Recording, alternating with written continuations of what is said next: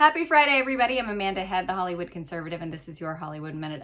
It's very sad to see what is happening north of our border in Canada. Many of you have probably seen this story about the male shop teacher with the massive fake watermelon clownish-sized fake boobs that he all of a sudden started wearing to school. As a lot of you know, I married a Canadian, so it's sad for me to see this happening in my country in law, because you've got this guy who is claiming transgender rights and the school board is defending him and the teachers are complaining.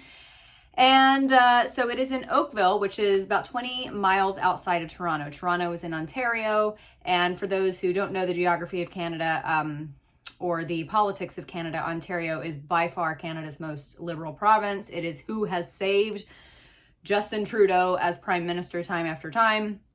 And they continue to vote in these idiots who turned Canada from Canada to Stalingrad that fast during COVID. So this guy, he's a shop teacher at Halton District School Board, and apparently plenty of teachers are complaining. And there was an op-ed in the Toronto Sun by a person who is an employment attorney, and it was actually a really, really great article. Now, I will give you a little bit of insider baseball with respect to the Toronto Sun. The Toronto Sun, just because there's this relatively sane op-ed in the Toronto Sun does not mean that the Toronto Sun is anything close to down the middle or anything like that.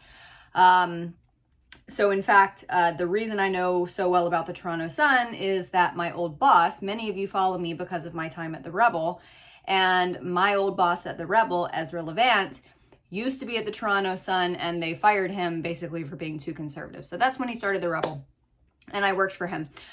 So anyway, the Toronto Sun is not anything close to conservative or middle of the road, but they had this op-ed by this person who is an employment attorney, and they brought up a lot of really great points. Not the least of which is the fact that we would never allow a biological female to dress like this at school. You're a teacher. You can't dress like this. It's ridiculous. And she brought up the point in this op-ed about how female students at this school, more than anything, probably feel uncomfortable because they feel like they're being mocked because of this whole breastitude situation.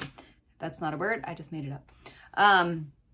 So it's pathetic to see Shuttleworth, who is the president of the school board, admitted to the fact that a lot of parents have called and complained. There have been protests. So I'm actually still secretly hoping that this is all just a massive troll, that this shop teacher is just trying to emphasize and display how ridiculous all of this has become. That's my hope. Okay, everybody have a great weekend. Go to my website, thehollywoodconservative.us, sign up for my daily emails, and I'll see you on Monday.